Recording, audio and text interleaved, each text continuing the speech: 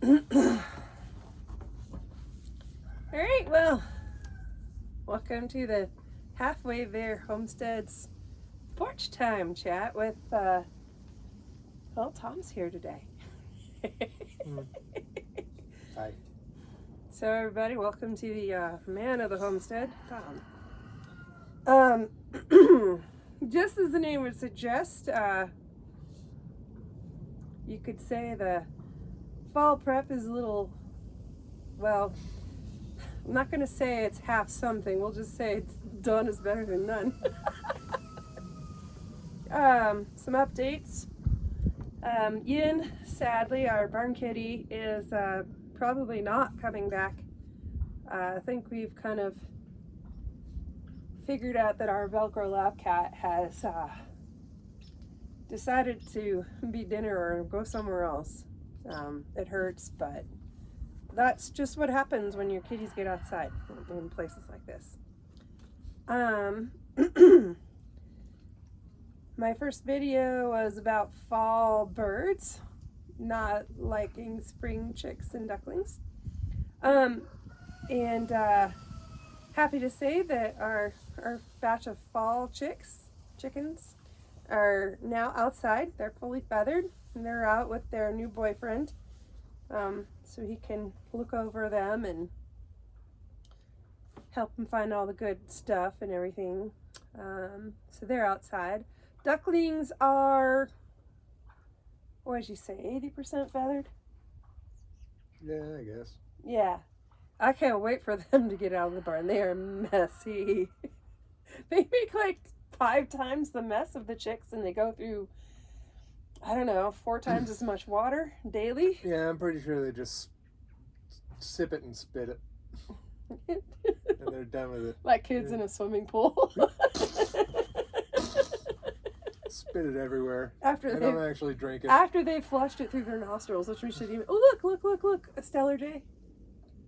Anyway, distraction, squirrel. Okay. So we're almost home free for the barn. And then I can start cleaning it up and getting it ready for processing pigs. It has been warm. It's middle of October almost, and we haven't had any snow. And yes, I'm tempting Uller, the snow god, whatever. You would think it's August. You really would. If you were to come out here, you'd think it was August. So some cool things about our fall this year. One, we get to have one. How long would you say fall is normally? I don't know, usually about a week. Yeah, if that. Maybe a couple days.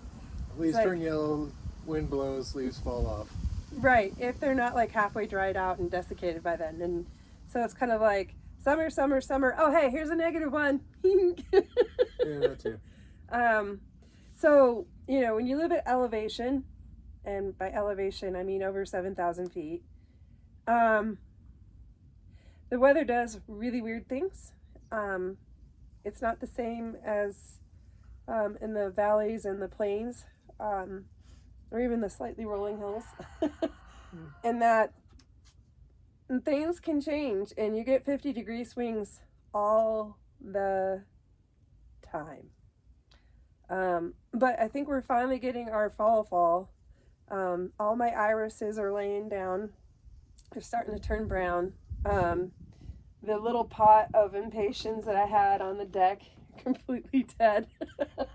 They have given up, and it's almost time to bring the dahlias and the geraniums in to overwinter them for until spring. So it's just been an interesting season. But the cool thing is that we're seeing colors we don't normally see. Normally it's just yellow and green and then dead. It's not even brown. It's like tan, dead.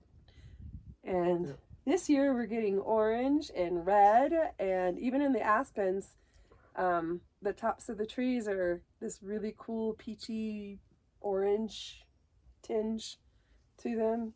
And then the grass. So all the grass here is smooth brome. First the miners came through and stripped everything, And then the ranchers came through and planted smooth brome everywhere, mountain brome, and ranched up here. So, I mean, if you have native grass in your yard, that's pretty special. I know we don't. We have everything but. Okay. We have brome and cheatgrass. So, but anyway, the cool thing is that instead of just being tan, we've got reds and oranges and all kinds of beautiful colors in our grass. I'll have to get a picture up because it's gorgeous.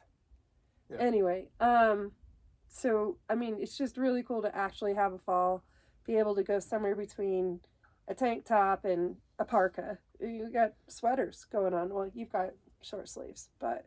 Yeah, but I'm chilly, so... We're sitting in the shade. So there's that. A couple of issues that we've faced recently, and one of them we've overcome, is, first of all, animal diets.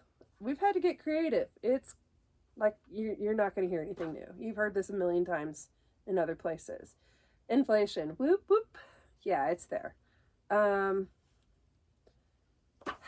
Gosh, cost of chicken feed is darn near 180% what it used to be. It's not twice as much yet, but it's climbing there. Pig feed has definitely gotten ridiculous. Used to be $15 a bag for a pig and sow, and now it's like $21. So it's $6 a bag more. Bulk feed, I don't remember what it went up to, but it was a substantial increase, at least a 50% increase for the bulk prices. And that's if you get like 2 tons at a time. So slightly ridiculous, but what are you going to do? Not much, except for get creative. So I went to the feed store. They have this 14% all stock with molasses. Aside from the benefits of the individual grains that they use in there, plus the molasses that they add to it, I don't really think they put much else into it. So we kind of got thinking about it, and I mean, we've always kind of wondered what it would be like to make our own feed because we're cheap. You know, if you can get it cheaper, why not? If it's the same thing. And so we noticed that things like calf manna and all this other stuff, it's basically a vitamin and mineral pack plus soy, because soy has the lysine that so many animals need. And lysine's a limiting factor for pigs, and we have pigs and they eat more than anything else because they're pigs. And so we just wanted to make sure that they were doing right. And so what we ended up doing is going to the horse supplement aisle and getting pure lysine, because that was a fairly good deal. It's like $7 for this bottle. It breaks down to like $1 a day or something to feed your pigs the amount of lysine they need. But what we also did is we couldn't find anybody who just carries soybean meal in stock. And yes, we don't do the no corn, no soy. That's like cost insanity right now. Then honestly, at this point, we don't care. You gotta do what you gotta do.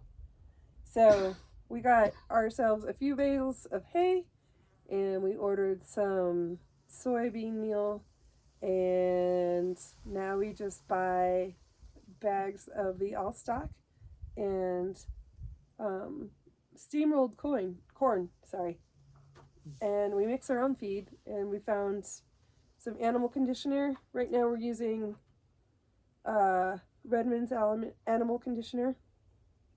Called up the company, found out what to add. He said, basically half an ounce to an ounce per pig, and since our pigs aren't huge, I'm going with the half ounce, which is conveniently that little scoop that they have in the lysine package is what it weighs out to. Okay. So,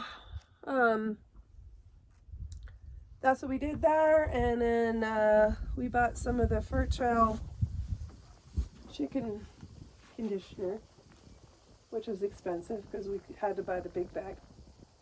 It's like $60, $100. I don't remember anymore.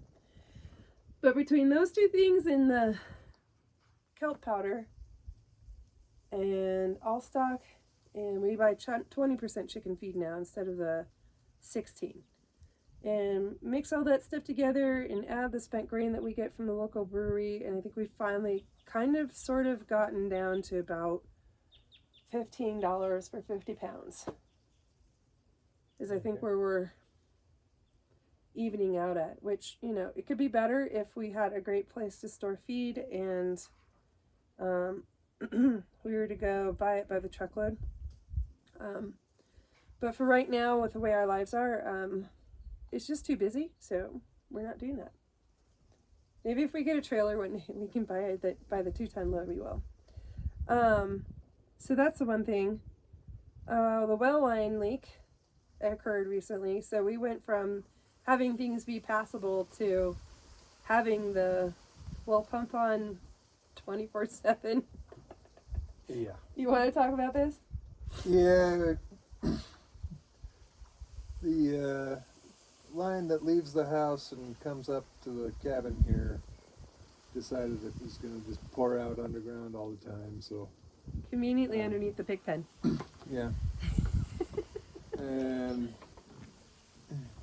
right at the edge of the pig pen, so they marked it inside. It looks to me like it's probably a little bit outside, because I've been digging at it for 20 minutes here, 20 minutes there for about a week now.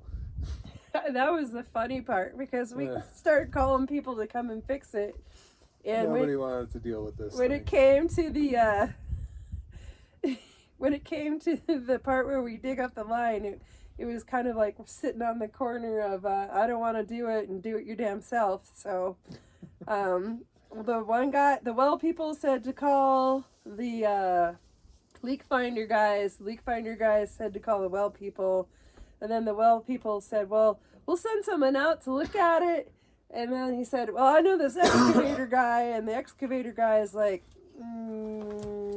he did a very polite and tactful no. Yeah, I can't get my machine in there. Right. My smallest digger is 7 foot wide, which I'm sure is true. You know, he probably doesn't have tiny ones, but nobody wanted to do it. And so we kind of figured, well, if we gotta dig it up, might as well fix it. So once I find the damn thing. Yeah. So he's probably about, what do you say, halfway? Ish. I think I'm getting pretty close to it, because I see it's actually like sand blowing into the thing. So I think it's probably the sand they were using to pack around the pipe when they first laid it. That's my guess anyway. Well, that's a good sign. Yeah. We still don't know where the line is, though. Because it's not right around metal. there somewhere. It's not metal. Nobody bothered marking where it is. And, of course, I probably put all kinds of crap on top of it. Yeah. So far, we have 2 greenhouses, a pig pen, and for all we know, it runs underneath the damn barn. Who knows? Anyway, so that's the well line leak. That's the nice thing about it being warm, though. We gotta hurry up. Yeah. Because you know what'll happen is it'll freeze just as you're getting it fixed. Yeah. And then it'll be all kinds of foobarred. Yeah. Which leads us to our next thing is fall prep. Well, actually, no. Getting the pigs done. We're waiting for it to get cold so we can do the pigs. These guys have got to go. They're noisy. They're loud. And I love my pigs, and they're really cute when they're babies. But, Unless they're not babies, they ain't cute. No, and we need bacon. Pork chops. We've got 7 juveniles, ranging probably between 50 and 100 pounds. Yeah, somewhere in there. They're not horribly big because they were born in the middle of winter, and they never put anything on all winter long. Nope. Too busy making themselves stay alive. So we're not going to do winter ones. The ones born in June are doing great. And so hopefully we can eat those guys May if we keep them going.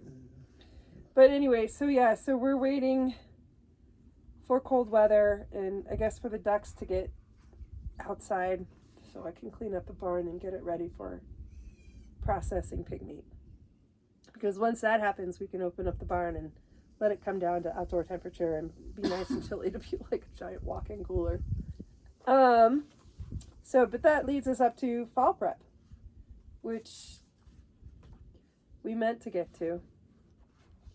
Every year there's a reason why we don't get it all done. Yeah. Yeah. So, where are we at with the firewood? I don't know. We got a couple weeks worth. Of the split stuff. Yeah. And then we got how much stuff bucked? I don't know. At least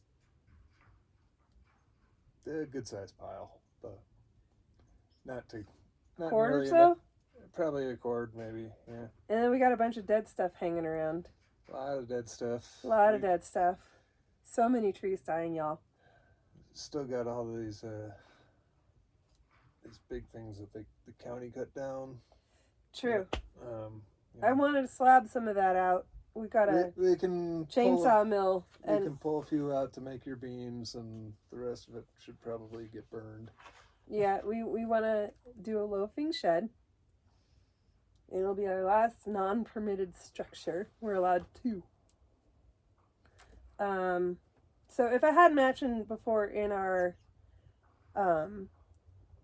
bio, we are in Boulder County, and Boulder County is fun. On the one hand, it's good to have rules so that people stay safe and all, but there's enough rules in Boulder County that it's pretty much like a countywide HOA. Just about. Yeah.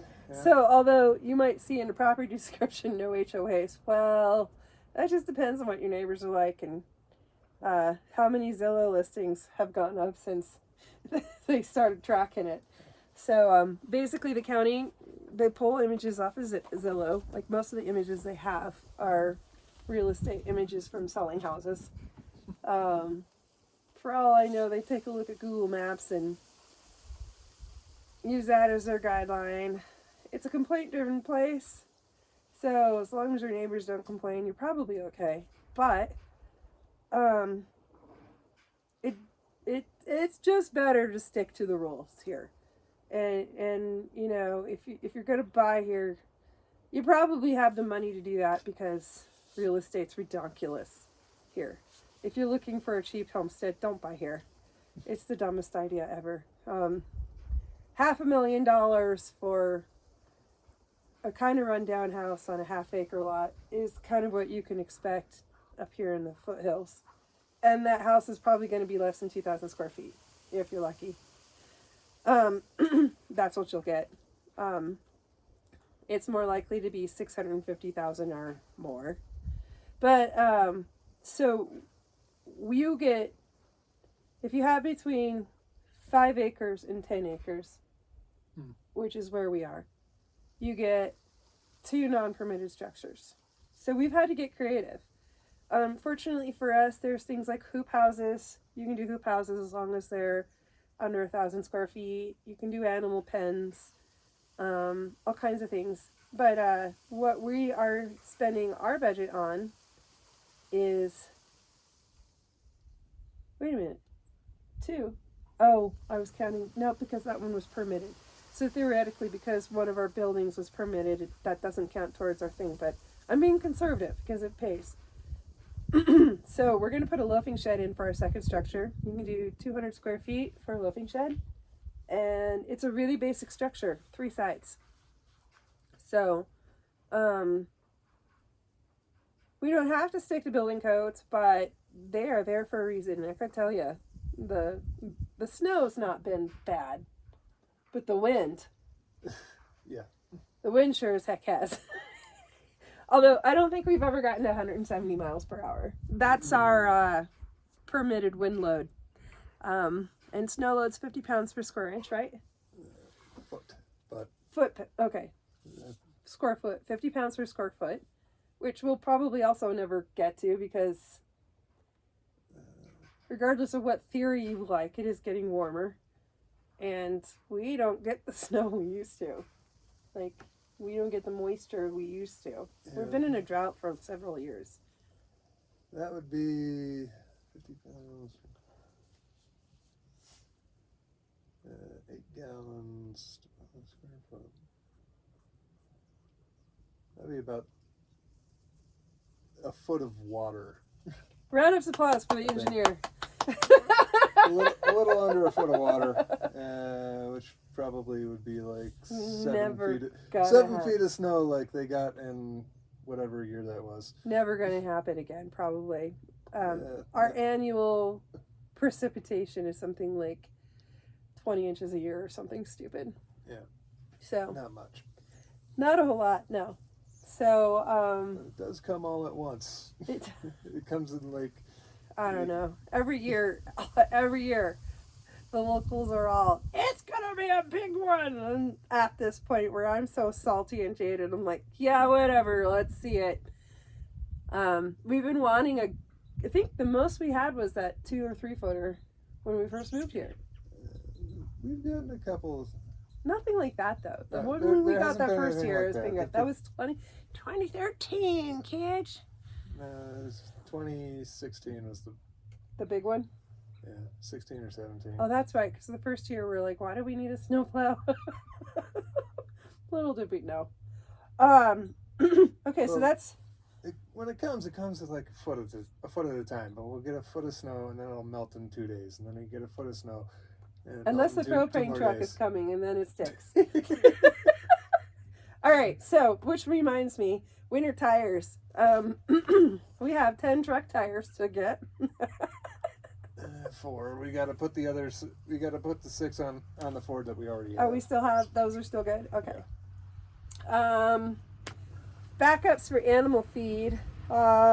This is the time of year where you got to make sure that your zero isn't your zero, as we heard term today. We were watching a Homestead Family thing about stocking up your pantry, and they're like, make sure your zero isn't your zero, as in like you're not gumming to the very last of what you got before you buy again.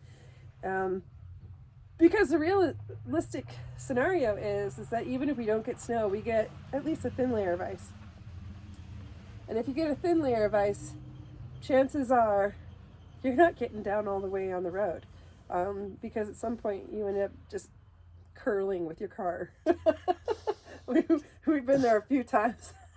We had a little party at the last switchback down at the bottom of our road, and we're just watching people come down and just like, oh, don't crash. 5 cars in 15 minutes hit the railing. Yeah. So, so there's a certain amount of things that you got to make sure you have a backstop off. Now, I have been a deep pantry person since before I knew what a deep pantry was. I've always had enough food to support the household for a good month. You probably wouldn't like it, but you're not going to starve, right?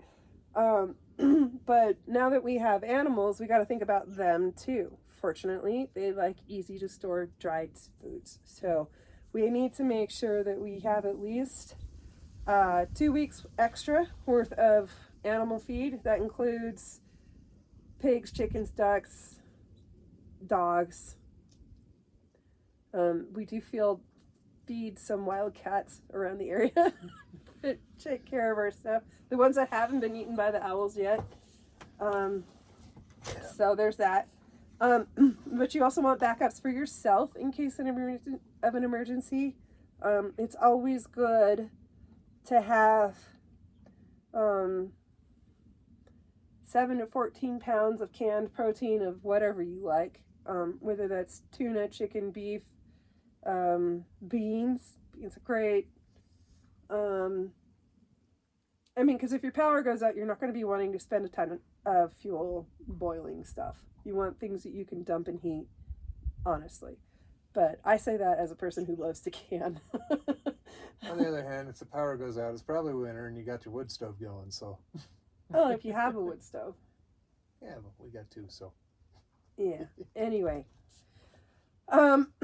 Hopefully soon to be, we'll get our chimney fixed up and our fireplace running again up here at the cabin building. So that'll be nice. But yeah, you want to make sure you have your backups. Backups also mean backup in road salt. The way you're going to, free your driveway of that icy tomb. definitely back up in terms of wood. We don't usually think of it here because we kind of try to like to get all 6 cords stocked up at once. We take 6 cords to heat our house over the winter. Usually, I don't know about this year because it's been warm, but most winters are 9 months long here. Easily. It's, dipping down in the 30s, probably 10 months of the year at night even. And usually we get a few freezing days in August, or nights. That's fun as you get the days where you scrape the ice off the car in the morning. It's 100 by lunch. Yeah, and Speaking you're dying. of temperature swings. So, winter tires, pea stuff, wood pile. Oh, you want to make sure you have backups on your medications too, if you can possibly do it. I'm not saying, I know it's hard because prescription benefits and stuff are predicated on the idea that you just walk down to the corner store and get your medication. But if you could possibly swing it at all, see if you can't do the 90-day prescription thing. Because I think you can go up to, you can order them a month in advance and they supposedly bring them out to you a couple weeks early. And then you always have enough for a backup. But you want to make sure that all the stuff that you possibly need, your medications, your water, all that kind of stuff, have a plan for how you're going to get that if the power goes out, if people can't get to you, if you can't get out. And so for us, let's see, we've got 2, 4, 6, 10, 11, 12. The ducks are ridiculous. That's probably 20. And then 20 what? gallons of water. And then, yeah, so we're probably going through 40 gallons of water a day just for the animals. And a conservative estimate. We've thought real long and hard about trying to figure out where we could put a cistern in the house. Yeah. There are other strategies like canning water when you have extra room in your canner. I don't think I have ever had extra room in my canner. But if I did, we could do that. But yeah, just thinking about how you're going to do that. And in our case, we have a limited number of toilet flushes when the power goes out. Not just because the pump stops working, but also because the pump for the septic tank also stops working and it fills up real fast. So we have to be really super conscious of our water use if the power goes out. And in fact, if things got really dire, we'd have to come up to the cabin because at least that's above the leach field. So there's that. Anything else you can think of? Oh, candles, probably. Alternative light sources, whether you want to do rechargeable lanterns or candles or whatever, you want to have that too. And then just make sure you have your coats and jackets and stuff, because nothing sucks worse than getting your first real good snowfall and you pull on your boots and the bottom cracks. So, yeah. Anywho, upcoming stuff. You got anything upcoming that you've been thinking about? Not really. Just trying to find time to make the cars move. Oh, planting trees. Oh yeah, planting the trees. We still have trees to plant. Yeah, they've been sitting in pots all summer long. And yeah, we gotta plant them. they're still alive. Plant them and wrap them and call them George. Make sure, try to make sure they don't freeze to death over winter. Yeah. I'm not ordering trees this fall. I might order scion wood, but I'm not ordering trees. Yeah. We are learning slowly. Our potato harvest is kind of a bust, but we'll probably order more potatoes. Just in case y'all didn't know, Fedco has this Lucky Grubbers bag. It's a great deal. You don't know what you're getting, but you're going to get something good. So, I like that. Anything else that we're going to... I don't think we need seeds. We got enough of those. Yeah. Yeah, so I think that's it. most of the rest of our winter prep is going to be picking up stuff out of the yard that we don't want to trip over under the snow. And just kind of buttoning things down, wrapping stuff up, cleaning things up, I think. Yeah. So that's about it.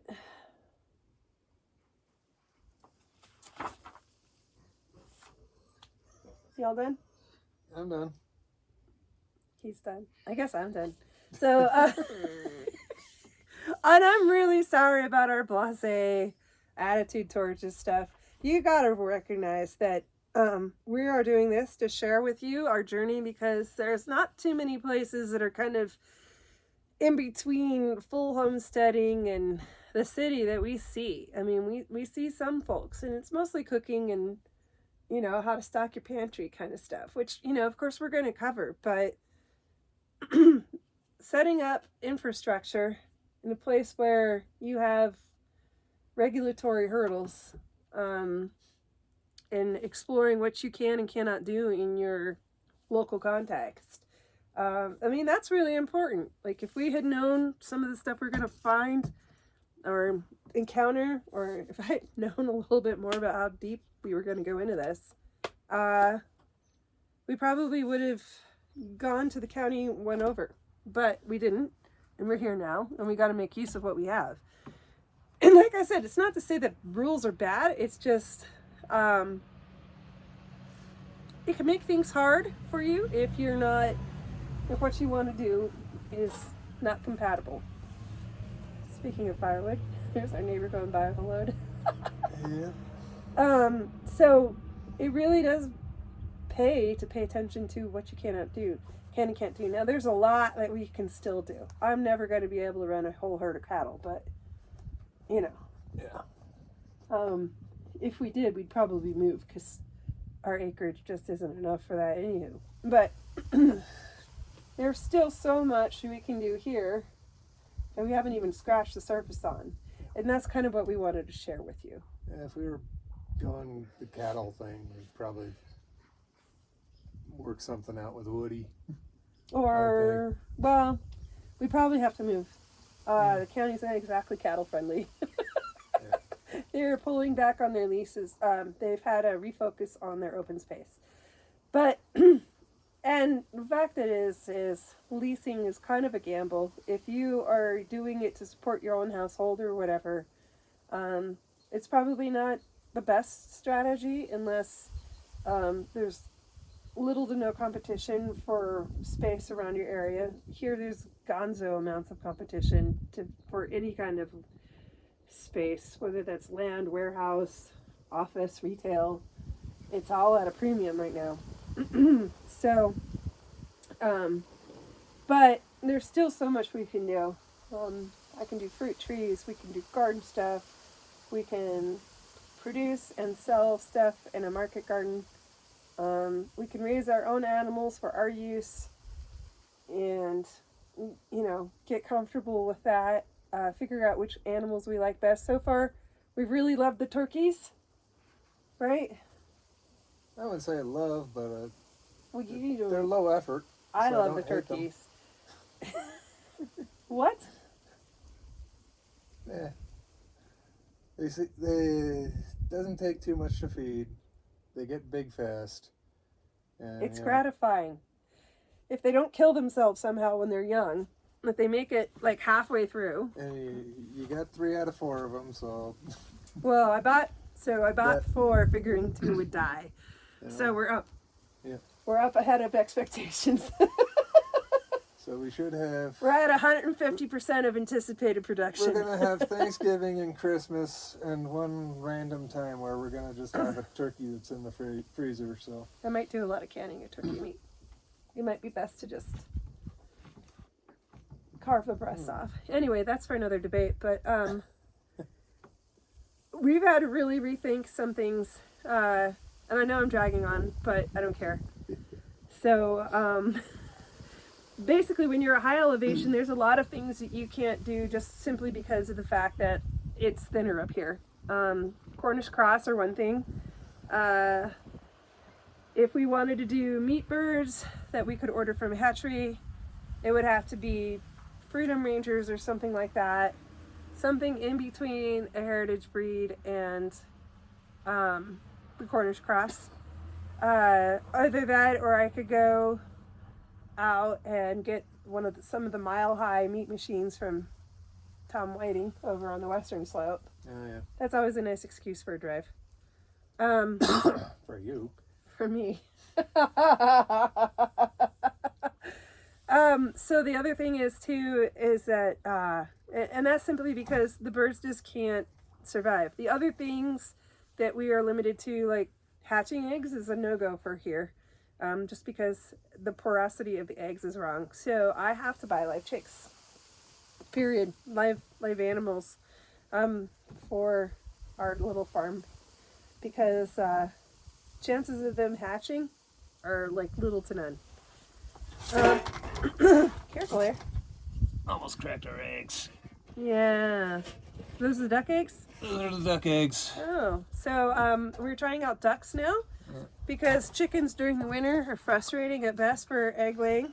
Yeah, Not sure. we're getting about 4 a day out of 6 birds. So there's one of the green ones, and to compare it, well, it's hard to see. They both look kind of the same.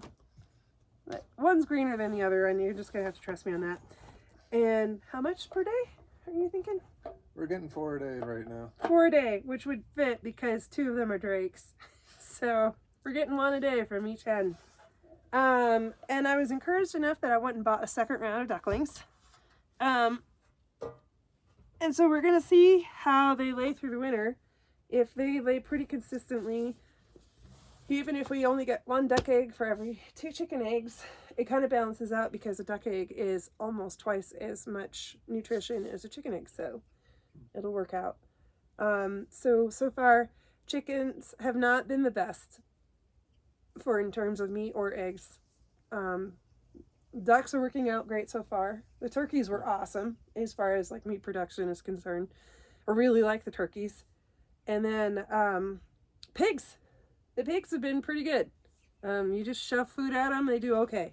Predators don't seem to be, knock on cedar, into it too much. Yeah, I wouldn't want to mess with one of those things. Yeah. How did you get something in your beard? I don't know. So there's that, but we are thinking of livestock guardian dogs in the future. We don't have the dog budget at the moment. We worked it out today. We've got 275 pounds of dogs.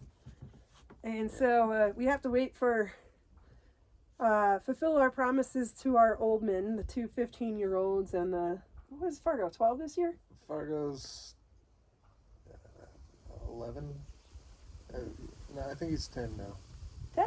I think he's only 10 now. Is he really that much 5 years younger than Arrow? I thought it was 4. I think Arrow's only 14. No, he's 15. So he would be, that would make Fargo 11.